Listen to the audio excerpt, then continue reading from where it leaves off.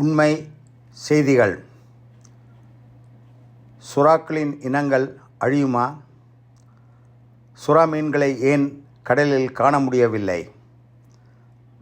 சுறா மீன்கள் அழிந்தால் மனிதனுக்கு எந்த வகையான கேடு உண்டாகும்? ஏன் சுறாவை இந்திய கடலில் காண்பது மிகவும் அரிது? அந்த சுறாக்களின் முக்கியத்துவம் என்ன? இந்தியாவில் காணப்படும் சுறா இனங்களின் எண்ணிக்கை, கடற்கரை முழுவதும் அவற்றின் பரவல், பல்வேறு சுறா இனங்களின் பாதுகாப்பு நிலை, இந்திய சுறாக்களுக்கும் பெரும் அச்சுறுத்தல்கள்,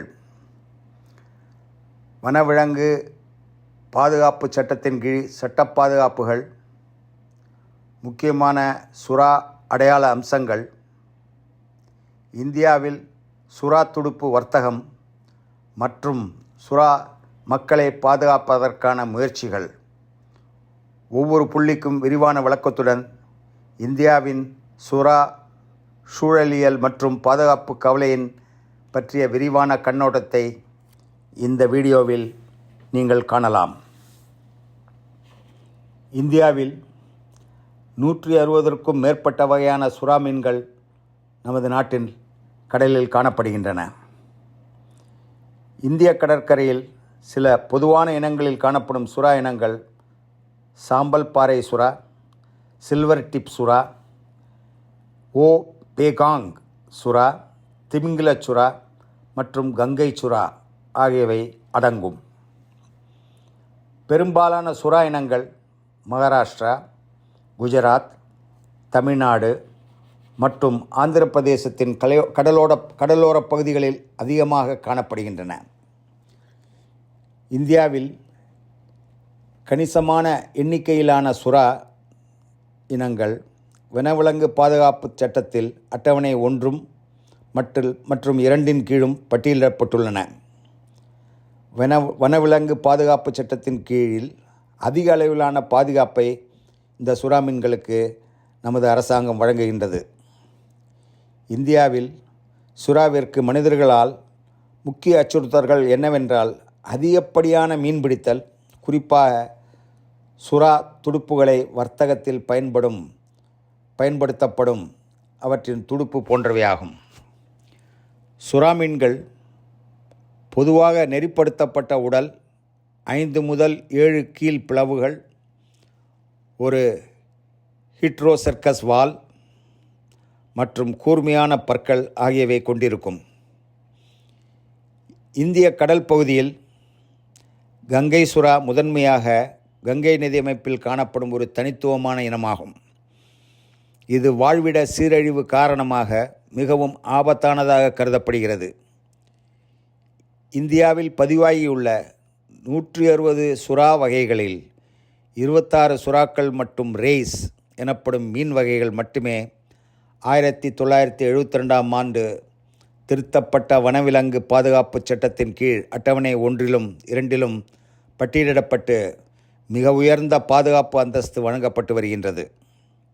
இந்தியாவில் சுறா மிக முக்கியமானது. கடல் உணவு வலையில் முதன்மையான வேட்டையாடுபவர்களாகவும் தீங்கு விளைவிக்கும் உயிரினங்களாகவும் இருப்பதால் சுறாக்கள் பல்வேறு வகையான உயிரினங்களை, அதாவது பிளாங்டான், மீன், ஒட்டு மீன்கள் மற்றும் கடல் பாலூட்டிகள் உட்பட வேட்டையாடுகின்றன. எனவே சுற்றுச்சூழல் ஆரோக்கியம் மற்றும் உயிரினங்களின் பன்முகத்தன்மையை பராமரிப்பதில் சக்தி வாய்ந்த செல்வாக்கு செலுத்துகின்றன. இந்தியாவில் மிக அரிதான சுறா கங்கை சுறா ஆகும். கங்கை சுறா கிளிப்பிஸ் கேன்செட்டிகஸ் என்பது கங்கை, பத்மா நதி மற்றும் இந்தியா மற்றும் வங்காளதேச பிரம்மபுத்திரா நதி ஆகியவற்றில் காணப்படும் ஒரு அபாயகரமான சுறா இனமாகும். ஒவ்வொரு ஆண்டும் 10 கோடி சுறாக்கள் உலகளவில் மீன்பிடி வலைகளிலோ அல்லது லாங்லைன் மூலம் பிடிக்கப்படுகின்றன. இது ஒரு நாளைக்கு கிட்டத்தட்ட 2,75,000 சுறாக்கள் மனிதனால் வேட்டையாடப்படுகின்றது. 7.3 கோடி வணிக ரீதியாக பிடிக்கப்பட்ட சுறாக்கள் முக்கியமாக ஆசிய துடுப்பு சந்தைகளுக்கு விற்கப்படுகின்றன. இவை வணிக மீன்பிடித்தலுக்கான புள்ளிவிவரங்கள் மட்டுமே. இந்திய சுறா இந்தியாவின் ஹூக்ளி நதியிலிருந்து விரிவாக்கப்பட்டு மற்றும் இந்தோ மேற்கு பசிபிக் முழுவதும் பரவலான பரவலை கொண்டுள்ளது. கடலோர நீரில் வசிக்கும் சுறாக்கள் கடல்களில் சேமிக்கப்படும் கார்பன், ப்ளூ கார்பன் என்று அழைக்கப்பட்டு கடல் பாதுகாத்து மேம்படுத்தப்படுகின்றன. இந்த குறிப்பிடத்தக்க விலங்குகள் பவளப்பாறைகள் மற்றும் கடல் புல்வெளிகளில் ரோந்து மற்றும் வேட்டையாடும் அல்லது இறந்த பொருட்களை தேடும் கடல் தளத்தை துடைக்கும். சுறாக்கள் ஒரு மாமிச உண்ணிகள். சுறாக்கள் மீன் மற்றும் பெரிய கடல் டால்ஃபின்களை உணவாக விரும்புகின்றன. சுறாக்கள் ஆமைகள் மற்றும் சீல்கள் அல்லது மற்ற சுறாக்களையும் கூட சாப்பிடுகின்றன. மேலும் அவற்றின் பற்கள் மற்றும் தாடைகள் மிகவும் வலுவாக இருப்பதால் சுறாக்கள் கடினமான தோல், எலும்புகள் அல்லது கடினமான ஓடுகளை மெல்லவோ அல்லது கிழிப்பதில் எந்த பிரச்சனையும் இருப்பதில்லை. கங்கை சுறா இந்தியாவை பூர்வீகமாக கொண்டது மற்றும் கங்கை, ஹூக்ளி, பிரம்மபுத்திரா மற்றும் மகாநதி ஆறுகளில் காணப்படுகின்றது. இது ஒரு பரந்த மூக்கு, 2 முதுகு துடுப்புகள் மற்றும் சாம்பல் அல்லது பழுப்பு நிற உடலை கொண்டுள்ளது. கங்கை சுறாக்கள் பெரும்பாலும் காளை சுறாக்களுடன் வாழ்கின்றன, ஆனால் அவை நீண்ட கூர்மையான பற்களை கொண்டுள்ளன. அவை மனிதர்களை தாக்குவதை விட மீன்களை தாக்க சிறந்தவை. ஒயிட் டிப் ரீஃப் சுறா இந்த ஒப்பீட்டளவில் சிறிய சுறாக்கள். இரவு நேர உணவு உண்பவை. அவற்றின் முதுகு துடுப்பு மற்றும் வால் மீது வெள்ளை முனைகள் காணப்படுவதால் இதை ஒயிட் டிப் சுறாக்கள் என்று கூறப்படுகின்றது. புலிச்சுறா ஆர் டைகர் ஷார்க் மனிதர்களுக்கு மிகவும் ஆபத்தான சுறாக்களில் ஒன்று. வரிக்குதிரை சுறா, சிறுத்தை சுறாக்கள் என்று அழைக்கப்படும் இந்த சுறாக்கள் சிறிய வாய் மற்றும் இறால், நண்டு மற்றும் எலும்பு மீன்களை உண்ணும். நர்சு சுறா இந்த பெரிய உருளை சுறா பரந்த கண்கள், சதுர மூக்கு மற்றும் சிறிய கண்களை கொண்டது. இது ஆக்கிரமிப்பு அல்ல. தூண்டப்படாவிட்டால் மனிதர்களுக்கு பாதிப்பில்லை. கடல் கரும்புள்ளி என்ற சுறா வேகமாக நீச்சல் வீரர்கள். அவை மீன்களை உண்கின்றன மற்றும் குழுக்களாக இருக்க விரும்புகின்றன. பால் சுறா இனங்களில் இந்திய கடலில் அழியும் நிலையில் உள்ளன. நமது பெருங்கடலில் 1000க்கும் மேற்பட்ட பதிவு செய்யப்பட்ட சுறா மற்றும் ரே இனங்கள் உள்ளன. மேலும் IUCN ரெட் லிஸ்ட் அறிக்கையின்படி அவற்றில் கிட்டத்தட்ட 40% சுறா இனங்கள் அதிகப்படியாக மீன்பிடித்தல், வாழ்விட இழப்பு மற்றும் காலநிலை மாற்றம் போன்ற சுற்றுச்சூழல் தாக்கங்களால் அழிந்து போகும் அபாயத்தில் உள்ளன. கிரேட் ஹேமர்ஹெட் சுறா முக்கியமாக அழியும் நிலையில் உள்ளது. மணல் புலி சுறா அழியும் நிலையில் உள்ளது. சாண்ட்பார் சுறா அழியும் நிலையில் உள்ளது. பிளாக் டிப் ரீஃப் சுறா பாதிக்கப்படக்கூடியது. மென்மையான சுறா பாதிக்கப்படக்கூடியது. நர்சு சுறா அழியும் நிலையில் உள்ளது. வெண்புள்ளி மூங்கில் சுறா அச்சுறுத்தலுக்கு அருகில் உள்ளது. உண்மையில் மனிதர்கள் மற்றும் சுறாக்கள் என்று வரும்பொழுது மனிதர்கள் மிகவும் ஆபத்தான வேட்டையாடுபவர்களாக தெரிகின்றார்கள். மீன்வளத்தில் ஒவ்வொரு ஆண்டும் சுமார் 10 கோடி சுறாக்களை கொல்கிறார்கள். ஒப்பிடுகையில் சுறா தாக்குதலின் விளைவாக ஒவ்வொரு ஆண்டும் 5 மனிதர்கள் மட்டுமே கொல்லப்படுகிறார்கள். சுறாக்கள் வாழ்நாளில் 30,000க்கும் மேற்பட்ட பற்களை இழக்கும். 32 நிரந்தர பற்களை கொண்ட மனிதர்களைப் போல் அல்லாமல் ஒரு சுறா ஒரு பல்லை இழந்தால் இந்த வேட்டையாடுபவர்கள் தங்கள் அடுத்த உணவுக்கு எப்போதும் தயாரிப்பதை உறுதி செய்ய மற்றொரு பல் விரைவில் அந்த இடத்தை பிடிக்கும். ஒரு சுறாவின் வாய்க்குள் அவற்றின் முதல் வரிசை சேம்பர்களுக்கு பின்னால் பல வரிசை பற்கள் இருப்பதை காண்பீர்கள். இந்த பற்களின் வரிசைகள் ஒரு பல் உதிரும் வரை சுறாவின் வாயில் ஒரு காப்பு பிரதியாக தட்டையாக இருக்கும். சுறா கோடை காலத்தில் நீங்கள் மீன்வளத்திற்கு சென்றால் எங்கள் நண்பரான ஸ்கூபா டூத் பேரி எங்கள் குடியிருப்பில் வசிக்கும் சுறாக்களால் உதிர்ந்த பற்களை தேடி டைவிங் செய்வதை நீங்கள் கவனிக்கலாம். பல் துவாரங்களிலிருந்து பற்களை பாதுகாக்க பல் மருத்துவர்கள் மனிதர்களுக்கு ஃப்ளூரைடை பரிந்துரைக்கிறார்கள். ஆனால் சுறாக்கள் பல் துவக்குவதை பற்றி கவலைப்பட வேண்டியதில்லை. ஏனென்றால் அவற்றின் பற்கள் மேற்பரப்புகள் ஃப்ளூரைடு பூசப்பட்டிருப்பதால் அவை சிதைவடையாமல் பாதுகாக்கப்படுகின்றன. சுறா தோல் மீன் செதில்களை விட பற்கள் போன்றது. சுறாக்கள் நேர்த்தியாகவும் மிருதுவாகவும் தோன்றலாம். ஆனால் அவற்றின் தோல் உண்மையில் சிறிய வி வடிவ செதில்களால் ஆனது. அவை டெர்மல் டென்டிக்கிள்ஸ் என்று அழைக்கப்படுகின்றன. சுறாக்கள் அரிய விலங்குகளில் ஒன்றாகும். அவை இனத்தை பொறுத்து நேரடி பிறப்பை கொடுக்கலாம், முட்டையிடலாம் அல்லது இரண்டின் கலவையாகும். இனப்பெருக்கம் என்று வரும்பொழுது சுறாக்கள் ஓவிபேரஸ், அதாவது முட்டையிடுவது, அடுத்தபடியாக தேவதை பர்ஸ் என்றும் இது அழைக்கப்படுகின்றது, விவிபேரஸ் என்றும் அழைக்கப்படுகிறது. பெண் சுறாக்கள் முட்டைகளை கடலில் இடுகின்றது. விவிபேரஸ் சுறாக்கள் தங்கள் கருக்களை காலத்திற்கு எடுத்து சென்று உயிருள்ள சுறாக்குட்டிகளை பெற்றெடுக்கின்றன. இது பெரும்பாலும் ஹேமர்ஹெட் மற்றும் நீல சுறாக்கள் போன்ற பெரிய இனங்களில் காணப்படுகின்றது. விவிபேரஸ் சுறாக்கள் முட்டைகளை உற்பத்தி செய்கின்றன. ஆனால் அந்த முட்டைகள் உடலுக்கு வெளியே குஞ்சு பொரிப்பதற்கு பதிலாக முட்டைகள் முழு கர்ப்பத்திற்கு கொண்டு செல்லப்படுகின்றன. முட்டைகள் குஞ்சு பொரிக்கும் போது சுறாக்குட்டிகள் பெண் உயிருடன் பிறக்கும் வரை அதன் உள்ளேயே இருக்கும்.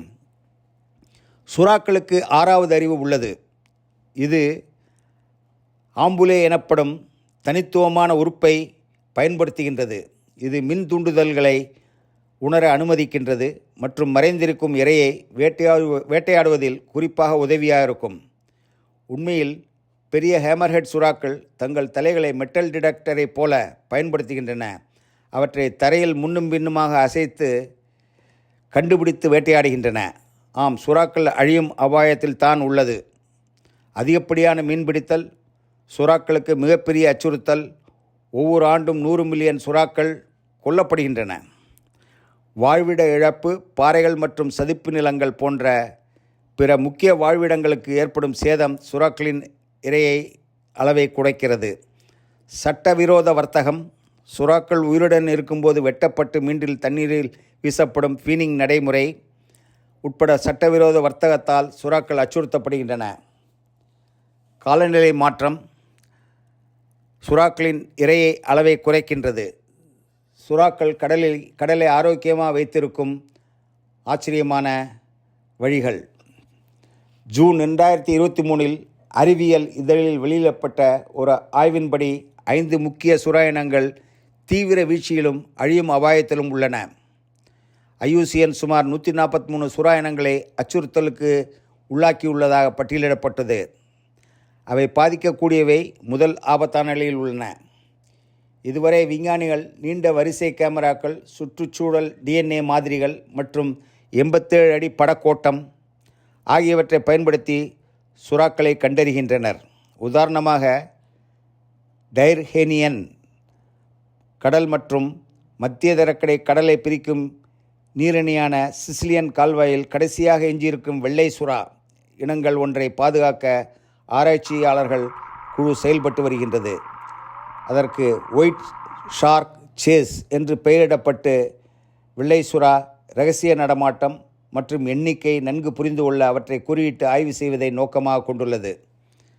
சீல் காலனிகளுக்கு அடியில் உள்ள வெள்ளை சுறாக்கள் கூடும் கலிஃபோர்னியா போன்ற இடங்களில் உள்ள அவற்றின் சகாக்களைப் போலல்லாமல் மத்திய தரைக்கடல் சுறாக்களுக்கு அறியப்பட்ட திரட்டல் புள்ளிகள் இல்லை.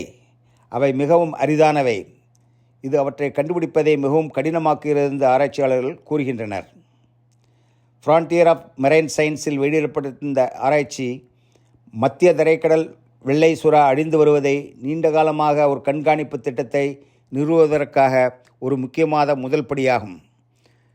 2021 மற்றும் 2023 இடையில் நீரில் உள்ள விலங்குகளை தடயங்களை கண்டறிய சுற்றுச்சூழல் DNA மாதிரி உள்ளிட்ட மேம்பட்ட நுட்பங்களை பயன்படுத்தி ஆய்வின் போது ஆராய்ச்சியாளர்கள் குறிப்பிடத்தக்க சவால்களை எதிர்கொள்கின்றனர். இதில் ஆராய்ச்சி கப்பலுக்கான வரையறுக்கப்பட்ட அணுகல் மற்றும் அப்பகுதியில் அதிக வணிக மீன்பிடி போக்குவரத்து ஆகியவை அடங்கும். ஆனால் இது இருந்தபோதிலும் 5 சந்தர்ப்பங்களில் மட்டும் வெள்ளை சுறாக்களை கண்டறிந்தனர். தெற்கு சிசிலியன் கால்வாயை குறிப்பாக வடக்கு ஆப்பிரிக்காவுக்கு அருகில் இந்த ஆபத்தான வேட்டையாடுபவர்களுக்கு வலுவான கோட்டையாக உறுதிப்படுத்தினர். இந்த பகுதி மீன்பிடித்தலால் மிகவும் பாதிக்கப்படுகிறது. வெள்ளை சுறாக்கள் கண்டறிய முயற்சி செய்ய குழு நீண்ட வரிசை கேமராக்களை பயன்படுத்தியது மற்றும் eDNA மாதிரிகளை சேகரித்தது. உயிரியல் பொருட்களை சேகரிக்கவும் மனித நடவடிக்கைகளுடன் சுறா தொடர்புகளை கண்காணிக்கவும் ஆராய்ச்சியாளர்கள், உள்ளூர் சமூகங்கள் மற்றும் மீனவர்கள் ஒத்துழைத்து வருகின்றனர். இது சுறாக்கள் உணவு, வாழ்விடம் மற்றும் மக்கள் தொகை அமைப்பு ஆகியவற்றை பற்றி மேலும் அறிய உதவும். உள்ளூர் சமூகங்கள் மற்றும் பங்குதாரர்களுடன் இணைந்து பணியாற்றுவதன் முக்கியத்துவத்தை வலியுறுத்துகின்றனர். இந்த கூட்டாண்மை பல்கலைக்கழகங்கள், பிராந்தியங்கள் மற்றும் சர்வதேச நிறுவனங்களில் பரவி மத்திய தரைக்கடல் வெள்ளை சுறாவை பாதுகாப்பதில் அணியின் வெற்றிக்கு முக்கியமானது. அர்ப்பணிப்பு பாதுகாப்பு முயற்சிகளில் இல்லாமல் இந்த பழங்கால வேட்டையாடும் சுறா மத்திய தரைக்கடல் நீரிலிருந்து மறைந்துவிடும் என்று ஆராய்ச்சியாளர்கள் எச்சரிக்கின்றார்கள். இந்தியாவில் சுறாக்களை காப்பாற்ற ஒரு தேசிய செயல் திட்டத்தை உருவாக்குவது கட்டாயமாகும். ஆனால் சுறா பாதுகாப்புக்கான தேசிய செயல் திட்டத்தை இந்தியா இன்னும் ஏற்கவில்லை. மீன்பிடிப்பவர்களின் வாழ்வாதாரம் முன்னிட்டு அடுத்தடுத்த நடவடிக்கைகள் எடுக்கப்படவில்லை. ஆனால் சில முன்மொழியப்பட்ட நடவடிக்கைகள் என்னவென்றால், சுறா இனப்பெருக்கம் செய்யும் இடங்களை கண்டறிதல், சுறா ஏற்றுமதி கொள்கையை மதிப்பாய்வு செய்தல், தேசிய சுறா அடையாளக் கருவியை உருவாக்குதல், பொறுப்பான மீன்பிடி நிர்வாகத்தை ஊக்குவிக்கவும். சுறாக்களின் எண்ணிக்கையை குறைவதற்கு அடிப்படையான மீன்பிடித்தல் முக்கிய காரணமாகும். மேலும் சுறாக்களின் சரிவை தடுக்க பொறுப்பான மீன்வள மேலாண்மை நடைமுறைகளை நாம் ஊக்குவிக்கலாம். கடல்சார் பாதுகாக்கப்பட்ட பகுதிகளை உருவாக்கவும் சுறாக்களை பாதுகாக்க உதவும். ஆராய்ச்சி, விழிப்புணர்வு மற்றும் கல்வி ஆகியவை சுறாக்களை காப்பாற்ற உதவும். பிளாஸ்டிக் மாசுபாட்டை குறைக்கவும். கடலில் உள்ள பிளாஸ்டிக் குப்பைகள் கடல்வாழ் உயிரினங்களின் எதிர்மறையாக பாதிக்கின்றன. மேலும் திமிங்கல சுறாக்கள் குறிப்பாக பாதிக்கப்படக்கூடியவை, எனில் அவை வடிகட்டி ஊட்டிகளாகும். உள்ளூர் சமூகங்கள் பாதுகாப்பு முயற்சிகளுக்கு உதவலாம். எடுத்துக்காட்டாக இந்திய வனவிலங்கு அறக்கட்டளை கேரளா மற்றும் லட்சத்தீவில் உள்ள உள்ளூர் சமூகங்களுடன் கூட்டு சேர்ந்து மீன்பிடி வலையில் தற்செயலாக சிக்கிய திமிங்கல சுறாக்களை மீட்டுவித்தது. DNA பார்கோடிங்கை பயன்படுத்தவும். DNA பார்கோடிங் என்பது மிகவும் பதப்படுத்தப்பட்ட தயாரிப்புகளில் கூட மாதிரியில் உள்ள சுறா வகைகளை அடையாளம் காணக்கூடிய ஒரு நுட்பமாகும். 3D சுறா துடுப்பு அடையாள வழிகாட்டிகளை பயன்படுத்தவும். வணிக ரீதியான வர்த்தகம் செய்யப்படும் சுறா மற்றும் கதிர் இனங்களை அடையாளம் காண இந்த வழிகாட்டிகள் அமலாக்க நிறுவனங்களுக்கு உதவும். இந்த வழியாக நாம் சுறாக்களை பாதுகாத்து அடுத்த ஜெனரேஷனுக்கு இதை கொண்டு செல்லலாம். இந்த வீடியோ பிடித்திருந்தால் சப்ஸ்கிரைப், லைக் அண்ட் ஷேர். ஏதாவது கேள்விகள் இருந்தால் கமெண்ட்டில் தெரிவிக்கவும். நான் உங்களை அடுத்த வீடியோவில் சந்திக்கின்றேன். நன்றி.